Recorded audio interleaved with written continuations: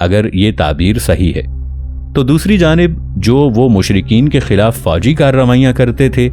آپ صلی اللہ علیہ وآلہ وسلم اس کے ہرگز ذمہ دار نہیں ہو سکتے تھے۔ جب مکہ کے قید خانوں میں مقید قریشی نوجوانوں کو ابو بصیر کے قصے کا علم ہوا اور اس کی شجاعت و بصالت کے متعلق رسول کریم صلی اللہ علیہ وآلہ وسلم کی حیرانی کا پتہ چلا کہ آپ صلی اللہ علیہ وآلہ وسلم نے اس کے متعلق فرمایا ہے کہ اس کی ماں ہلاک ہو، وہ جنگ کی آگ کو بھڑکانے والا ہے، کاش اس کے ساتھ بہادر آدمی ہوتے، اور یہ کہ ابو بصیر عیس میں مشرکین مکہ کے خلاف براہ راست مسلح کارروائی کرتا ہے، تو ان نوجوانوں نے یکے بعد دیگرے مشرکین مکہ کے قید خانوں سے بھرپور جد و جہد کر کے رہائی حاصل کر لی۔ جب کوئی شرک کے قید خانوں سے بھاگ کر رہائی حاصل کرتا تو وہ عیس میں پہلے انقلابی ابو بصیر کے ساتھ جا ملتا۔ ابھی چند ماہ بھی نہیں گزرے تھے کہ ابو بصیر کے پاس 70 قریشی نوجوان اکٹھے ہو گئے جو سب کے سب مکہ کے جیل خانوں سے بھاگے تھے۔ ان سب کا سردار ابو جندل بن سہیل بن عامر تھا۔ اس کی کنیت ابو جندل ہے اور اس کا نام عبداللہ بن سہیل بن عامر ہے۔ اصحابہ میں ابن حجر نے اسے سابقین الاسلام میں سے قرار دیا ہے۔ بدر میں یہ رسول کریم صلی اللہ علیہ وآلہ وسلم کے ساتھ حاضر تھا کیونکہ یہ مشرکین کی فوج کے ساتھ آیا تھا، پھر مسلمانوں کے ساتھ مل گیا اور پھر اس کے بعد قید ہو گیا اور اسے دین سے برگشتہ کرنے کے لیے اذیتیں دی گئیں۔ جب مکہ فتح ہوا تو اس نے اپنے باپ سہیل بن عامر کے لیے امان طلب کی۔ اس کا مفصل قصہ ہماری 5ویں سیریز صلح حدیبیہ میں بیان ہوا ہے۔ ابو جندل مخلص نوجوانان اسلام میں سے تھا اور خدمت اسلام میں فنا تھا۔ جنگ یمامہ میں ابو جندل نے شہادت پائی، اس وقت ان کی عمر 38 سال تھی رضی اللہ عنہ۔ عیس کے انقلابیوں کی تعداد میں 300 کا اضافہ۔ عیس کے قریشی انقلابیوں میں غفار، جوہنیہ اور دیگر قبائل سے لوگ آ ملے، یہاں تک کہ ان کی تعداد 300 تک پہنچ گئی۔ ان سب نے عیس کی پناہ گاہ کو اپنا مرکز بنا لیا، باوجود کہ ان کا دین اسلام تھا، مگر رسول کریم صلی اللہ علیہ وآلہ وسلم کے ساتھ ان کے انتظامی تعلقات نہ تھے۔ انقلابیوں کا لیڈر ابو بصیر۔ جب عیس کے انقلابیوں کی تعداد 300 جانبازوں تک پہنچ گئی تو انہوں نے اپنا معاملہ پہلے انقلابی ابو بصیر کے سپرد کر دیا اور اسے اپنا عمومی قائد منتخب کر لیا اور اس کے حکم کے مطابق عمل پیرا ہوتے تھے۔ ابو بصیر نے یہ ذمہ داری قبول کر لی اور مشرک قریشیوں کے خلاف انقلاب کی قیادت کے لیے ابو جندل بن سہیل بن عامر کو اپنا نائب مقرر کیا۔ پھر ابو بصیر نے ان انقلابیوں کی تنظیم کی اور ان میں سے حربی فوج اور منظم پارٹیاں بنائیں جو مشرکین مکہ کے ساتھ جماعتوں کی طرح مسلسل جنگ جاری رکھیں۔ لہٰذا یہ پارٹیاں مسلسل مکہ سے شام جانے والے اور وہاں سے مکہ واپس آنے والے قافلوں کی نگرانی کرتی رہتی تھیں۔ قافلے کے راستے پر انقلابیوں کی نگرانی۔ عیس کے انقلابیوں نے مکہ اور شام کے راستے کے درمیان اپنی نگرانی کو مضبوط کر لیا۔ مشرکین قریش میں سے جو بھی ان کے پاس سے گزرتا وہ اسے قتل کر دیتے اور قریش کا جو قافلہ ان کے پاس سے گزرتا اس پر قبضہ کر لیتے، یہاں تک کہ قریش کی تجارت کو، جو ان کی غربت زدہ زندگی کا ستون تھی، تباہ کن ضرب لگی، جس سے مکہ کی اقتصادی حالت خراب ہوتی گئی اور غذائی ذخائر میں کمی واقع ہونے لگی، یہاں تک کہ بھوک کے سائے اہل مکہ کو ڈرانے لگے۔ تجارت کے لیے تیار کیے ہوئے ان کے اکثر اموال عیس میں مسلمان انقلابیوں کے ہاتھ لگ گئے، جن کی قیادت وہ ابنائے مکہ کر رہے تھے، جن کو انہوں نے قید کیا تھا اور اسلام کی اتباع کی وجہ سے اذیتیں دی تھیں۔ عیس کے انقلابیوں کے مقابل مدینہ کا موقف۔ قریشی قافلوں پر غارت گری کرنے والے ان انقلابیوں کے مقابل مدینہ نے مکمل غیر جانبداری کا موقف اختیار کیا۔ رسول کریم صلی اللہ علیہ وآلہ وسلم نے صلح حدیبیہ کی پابندی میں اس بات کا التزام کیا کہ وہ مدینہ میں کسی قریشی کو اس کے اہل کی اجازت کے بغیر پناہ نہیں دیں گے، خواہ وہ آدمی مسلمان ہی ہو۔ آپ صلی اللہ علیہ وآلہ وسلم نے ابو بصیر کو قریش کی طرف واپس لوٹا کر اور اسے 2 عامری نگرانوں کو سپرد کر کے اس شرط کی پوری پابندی کی جیسا کہ پہلے بیان ہو چکا ہے۔ یہاں تک کہ ابو بصیر اپنے نگرانوں سے بھاگ آیا اور ایک کو مدینہ سے باہر ہی قتل کر کے واپس آیا تو آپ صلی اللہ علیہ وآلہ وسلم نے اسے مدینہ میں قیام کی اجازت نہیں دی، کیونکہ ایسا کرنا معاہدہ حدیبیہ کی روح کے منافی تھا اور رسول کریم صلی اللہ علیہ وآلہ وسلم کے لیے ممکن ہی نہ تھا کہ ان سے کوئی ایسا عمل سرزد ہو جو اس کو توڑ دے۔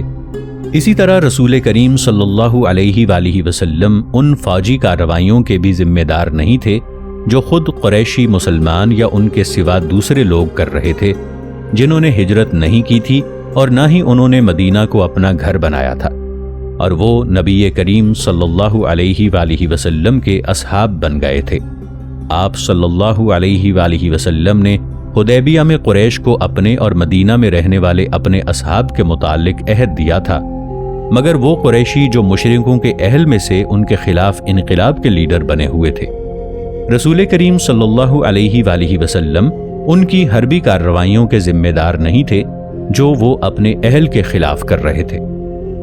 ناظرین، آگے بڑھنے سے پہلے کامنٹ سیکشن میں ہمیں اپنی آراء سے ضرور آگاہ کیجیے گا کہ آپ کو ہماری یہ سیریز کیسی لگ رہی ہے۔ میں ہوں طاہر عبید چودھری۔ آئندہ آنے والی اقساط سے باخبر رہنے کے لیے ہمارے چینل کو سبسکرائب کر لیں اور ساتھ موجود بیل آئیکن کو ضرور کلک کر لیں۔ شکریہ۔ عیس میں انقلابیوں کی آزادی۔ عیس کے مسلمان انقلابی ابو بصیر اور اس کے نائب ابو جندل کی قیادت میں خود ہی اپنے حالات کا انتظام کرتے۔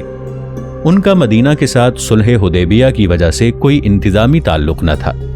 اس معاہدہ صلح کی پابندی مشرکین کی طرح مسلمان بھی کرتے تھے، وہ یہ کہ طرفین میں سے کوئی بھی دوسرے کے خلاف 10 سال تک کسی حربی کارروائیوں کی وجہ سے جو وہ قریش کے خلاف کر رہے تھے، حضرت نبی کریم صلی اللہ علیہ وآلہ وسلم کے ساتھ تعلق پیدا کرنے سے یا ان اموال کے متعلق جو وہ غنیمت کے طور پر حاصل کرتے تھے کبھی سوچا بھی نہیں تھا۔ خصوصاً پہلے انقلابی ابو بصیر کو رسول کریم صلی اللہ علیہ وآلہ وسلم نے بتایا کہ آپ صلی اللہ علیہ وآلہ وسلم کا عامری مقتول کے کپڑوں اور اس کے اونٹ کو غنیمت قرار دے کر اس کا خمس لگانا معاہدہ صلح حدیبیہ کی خلاف ورزی کرنا ہے۔ یہی وجہ ہے کہ آپ صلی اللہ علیہ وآلہ وسلم نے اس کی بات کو قبول نہیں کیا۔ عیس کی آزاد حکومت۔ ہمارے لیے یہ کہنا ممکن ہے کہ عیس کے انقلابیوں نے اپنے لیے ایک ایسی حکومت بنائی جو آزاد حکومت کے مشابہ تھی، جس کی فوج کے 300 آدمی ان کے قبیلے سے تعلق رکھتے تھے۔ انہوں نے مکہ کے قریشیوں کی نیندیں حرام کر دیں اور انہیں خطرناک مالی اور جانی نقصان پہنچا کر ان کی تجارتی تحریک کو شل کر کے رکھ دیا۔ اس کے ساتھ ساتھ وہ رسول کریم صلی اللہ علیہ وآلہ وسلم کی مدنی حکومت سے بھی کامل دوستی رکھتے تھے۔ مدینہ نے بھی حکومت کی تدبیر کے بغیر فوجی اور سیاسی طور پر عیس کے انقلابیوں کی سرگرمی سے استفادہ کیا، کیونکہ وہ ان انقلابیوں سے عقیدتاً ارتباط رکھتا تھا، اور فی الواقع وہ انقلابی جبکہ نبی کریم صلی اللہ علیہ وآلہ وسلم کفار مکہ سے وہ عہد پورا کر رہے تھے جسے آپ صلی اللہ علیہ وآلہ وسلم نے حدیبیہ میں ان کے ساتھ پختہ کیا تھا،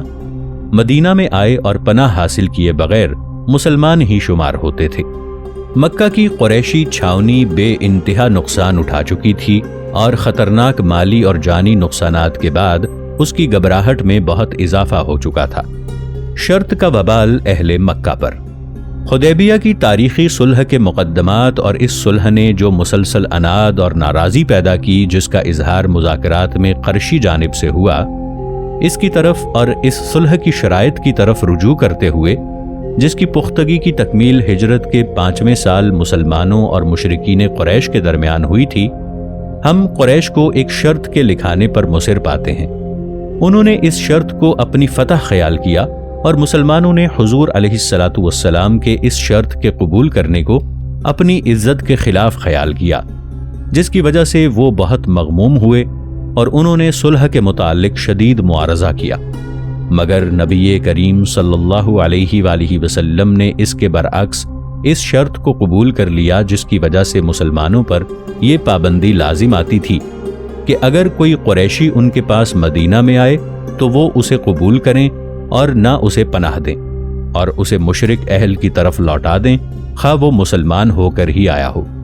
اس بنیاد اور اس فقرے کے بموجب حضرت نبی کریم صلی اللہ علیہ وآلہ وسلم نے ابو بصیر کو جب وہ مکہ کے شرک کے قید خانوں سے بھاگ کر اور مسلمان ہو کر مدینہ آیا تو آپ صلی اللہ علیہ وآلہ وسلم نے اسے وہاں قیام کی اجازت نہیں دی، بلکہ جب قریش نے اس کی تلاش میں آدمی بھیجے تو آپ صلی اللہ علیہ وآلہ وسلم نے اسے واپس کر دیا، مگر اس نے اپنے ایک نگران کو قتل کر دیا، جیسا کہ پہلے بیان ہو چکا ہے۔ پھر جب دوبارہ رسول کریم صلی اللہ علیہ وآلہ وسلم نے اسے مدینہ میں پناہ دینے سے انکار کیا تو وہ اپنے مشرک اہل کے خلاف عیس میں ایک انقلابی بن گیا، اور مکہ کے قید خانوں میں جو کمزور مسلمان قید تھے وہ اس کے ساتھ مل گئے۔ اس موقع پر قریش کے لیڈروں کو سمجھ آئی کہ یہ شرط ان کے جاہلی تکبر و عناد نے لکھوائی تھی، اور انہوں نے اسے صلح حدیبیہ کی شرائط کے ضمن میں داخل کر دیا تھا۔ اس شرط نے ان کو ناخوشگوار عواقب سے دوچار کیا۔ حضرت نبی کریم صلی اللہ علیہ وآلہ وسلم کا اس شرط کی پابندی کرنا اور اس کی تنفیذ کرنا مشرکین مکہ کے خلاف مسلح انقلاب کی آگ کو باہر لانے کا سبب بن گیا، جسے عیس میں خود قریش کے مسلمان نوجوان بپا کیے ہوئے تھے، اور جن لوگوں کو رسول کریم صلی اللہ علیہ وآلہ وسلم نے مدینہ میں پناہ دینے سے انکار کیا اور اعلان کر دیا کہ قریش میں سے جو شخص ان کے پاس آئے گا وہ اسے اس شرط پر عمل کرتے ہوئے واپس کر دیں گے جسے قریش نے حدیبیہ میں لکھایا تھا، اور آپ صلی اللہ علیہ وآلہ وسلم نے اسے قبول کیا تھا، تو مکہ کے قید خانوں سے بھاگنے کے بعد یہ کمزور مسلمان مجبور ہوئے کہ وہ کسی ایسی جگہ میں پناہ لیں جو انہیں دوبارہ ان مشرکین کے تسلط میں آنے سے بچائے جنہوں نے انہیں اذیتیں دی تھیں اور دین اسلام کی اتباع کرنے اور بت پرستی چھوڑنے کی وجہ سے ان کی اہانت کی تھی۔ عیس کے انقلاب کے متعلق قریش کی پارلیمنٹ کی تحقیق۔ جب مشرکین مکہ کے خلاف عیس کے انقلابیوں کی کارروائیاں بڑھ گئیں تو مکہ کی پارلیمنٹ نے ایک اجلاس منعقد کیا جس میں اس کمزور پوزیشن کا مطالعہ کیا گیا جس سے ان کے خلاف عیس کا انقلاب برپا ہوا۔ ہاں، انہوں نے اس بحث و مشاورت میں اس مسلح انقلاب کی مشکل کو بھی حل کرنے کی کوشش کی، مگر تمام راہیں مسدود پائیں۔ یہ انقلاب رسول کریم صلی اللہ علیہ وآلہ وسلم کی حکومت کے دائرے میں نہ آتا تھا کہ قریش اس کی ذمہ داری آپ صلی اللہ علیہ وآلہ وسلم پر ڈال دیں، اور صلح حدیبیہ کی شرائط کی روشنی میں آپ صلی اللہ علیہ وآلہ وسلم سے اسے روکنے کا مطالبہ کریں، بلکہ اس انقلاب کے شعلے مشرکین مکہ کے خلاف صرف انہی کی ایک شرط کی وجہ سے بھڑکے تھے۔ رسول کریم صلی اللہ علیہ وآلہ وسلم نے قریش کی اس شرط کو پورا کرتے ہوئے ان نوجوانوں کو قبول کرنے اور انہیں مدینہ میں پناہ دینے سے انکار کر دیا، حالانکہ وہ مسلمان تھے اور انہوں نے مکہ سے اپنے دین سمیت بھاگ کر ہجرت کی تھی، اور قریش کے بس میں نہ تھا کہ وہ ان انقلابیوں کے انقلاب کا قلع قمع کرنے کے لیے عیس میں اپنے بیٹوں کو بھیجیں۔ تو پھر کیا ہوگا؟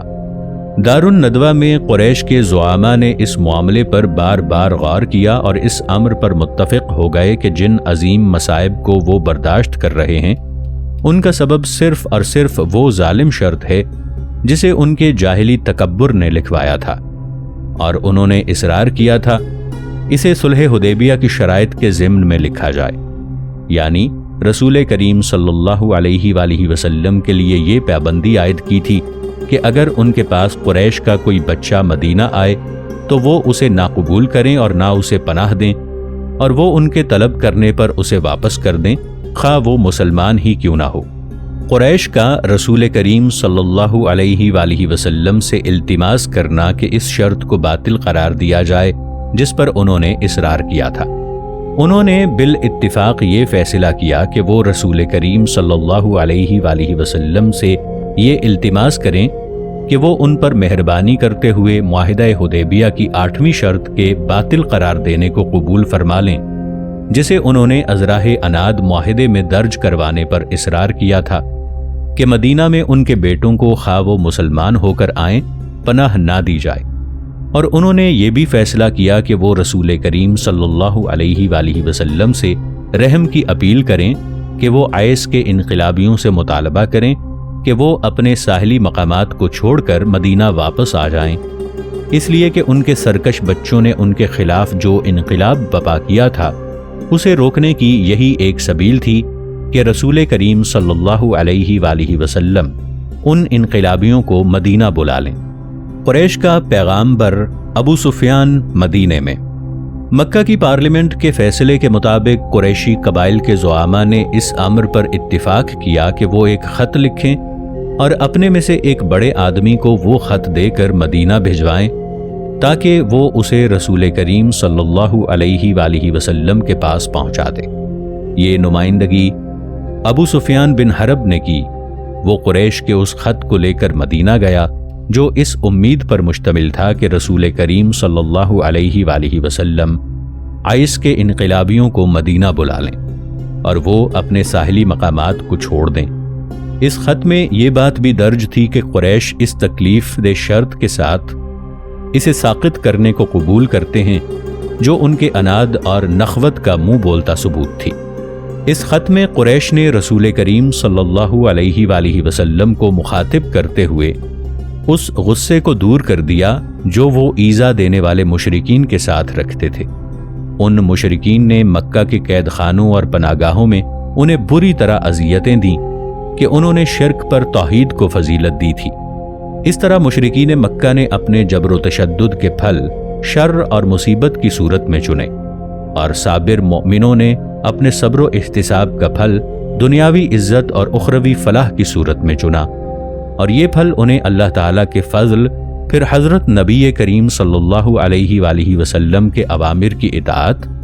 اور پاک صاف عقیدہ توحید کی حفاظت کے لیے مصائب پر صبر کرنے کے نتیجے میں ملا۔ مسلمان مہاجر کمزور عورتوں کی شان۔ فتح مکہ سے قبل اور اس تاریخ میں جس کی ہم حد بندی نہیں کر سکتے، لیکن صلح حدیبیہ کے بعد اور فتح مکہ سے قبل اللہ تعالیٰ کی طرف سے یہ قانون نازل ہوا کہ مسلمان عورت اور اس کے کافر خامند کے درمیان تفریق کر دی جائے، اور یہ حکم بھی نازل ہوا کہ مسلمان عورت اور کافر مرد کے درمیان خواہ وہ کسی بھی خاندان سے تعلق رکھتا ہو، نکاح کو حرام قرار دیا گیا ہے۔